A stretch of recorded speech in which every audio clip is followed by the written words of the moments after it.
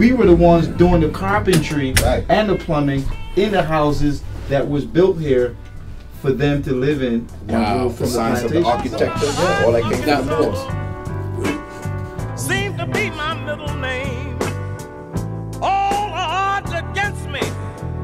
Yes, I can only play the losing game. These chains that bind me. Can't lose, can't lose, can't lose, can't lose. We got a very special guest. Actually, we're guests of his. We want to thank him for allowing us to come up here and do our thing. But we have the Afrika Bambaataa, who 2 years ago did a conference called "Who Were You Before 1492?" And we titled our show tonight. We gave it that title, focused on 1492 as kind of like the hinge between when we were great and now that we're in our present state. What makes 1492 such a pivotal moment in Moorish history?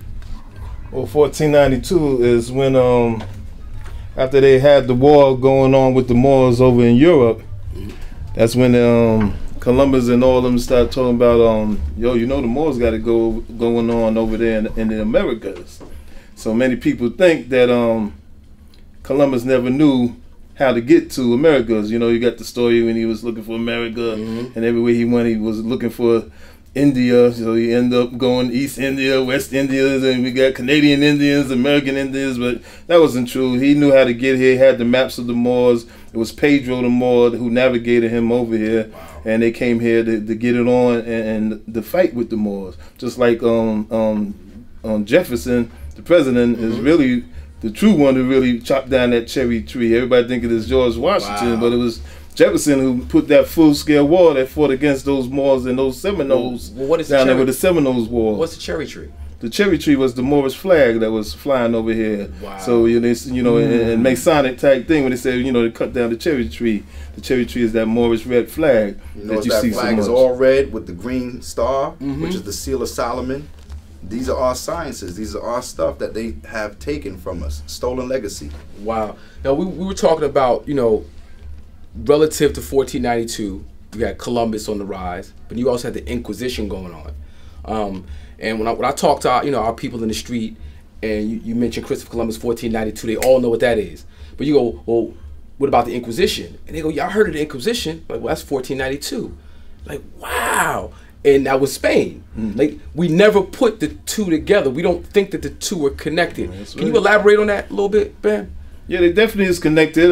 You know, that's when they was fighting against the Moors, doing the Inquisition against the Moorish nation that was happening, that was ruling, and getting the Franks together in France and Italia and Germany and all them together to start fighting the Moors back, and then pushing them back into Africa, and the ones that didn't cross over to become Christian, to kill them straight out. And then that's when once they got back into power, they decided we got to step over into this other world to fight who had kingdoms and all type of stuff on the East Coast, as well as in the Midwest, going all the way over to Queen Khalifa and all them that was running over there in California, and the Queen and King they had in Cuba. Well, Columbus, when he went there, he had to know how to speak some type of Arabic to deal with them. Now, I read, I forget where this, it might have been John Jackson's book, Introduction to African Civ. But I read somewhere that when in Christopher Columbus's memoirs, he said that when he got to the New World, Cuba, the people spoke Arabic, Hebrew, and some other language. Now, how would the Indians, how they like to depict the Indians, how are those people speaking Hebrew and Arabic? How did they know the Kabbalah? How did they know the Kabbalah? Because people don't know that the people over here know the Kabbalah. Wow. They know how to work with the angels of the Shem Hamfarash. That's Kabbalah. That's you know, only the priests were able to recite the 72 names of the angels. If they are called think the forbidden names, or you know, only priests can recite them, but Native Americans, indigenous people over here throughout the Caribbean, North and South America have the same Kabbalistic system. But a lot of this has become shrouded in mystery. And, you know, they might say things like, you know, it sounds like the natives are chanting to Yahweh. Because they are chanting to Yahweh. A lot of their chants use tetragrammaton. That's what Yahweh is, the divine name of extension for mantric invocation. And truthfully, a lot of them, when they came here, you know, people get caught up, you know, thinking that it's just dealing with Columbus and the Moors here, and when you deal with Columbus journals, they tell you exactly what the people, their complexion, and what they look like when they came here, or the Native Americans. And when you deal with William Penn, it tells you exactly what they was dealing with when they came here. And then, you know, going even further than that, before even he came, you could deal with the ancient Chinese and the ancient Kemetians and others that who've been here, coming here, Mansa Musa. Oh yeah, we talked about Mansa Musa a few times. Like Mansa Musa's uncle, actually, I read somewhere that his uncle traveled from Mali. I guess that would be west. He traveled west on the sea and never came back. And you know, some people say he was lost at sea, but other people say nah, he came here to establish civilization here. That's right. We got King Juba, who was escaping from Rome, who ended up in Illinois, where they found a lot of his ruins and stuff, and in some of the caves over there. So, you know, there's a lot of deep history when you deal with the Americas that's not being talked about. So they just want you to begin the history of knowing from the so-called red man and red woman, and don't want to go back to the indigenous natives of the natives, ancients, the Olmecs, and the Mayas and Incas and all that who came from us. So, you know, it's all still dealing back with Akibulan, still dealing back with the land of the Moors, Lemuria, and dealing back with Atlantis. So, you know, it gets deep. Yeah.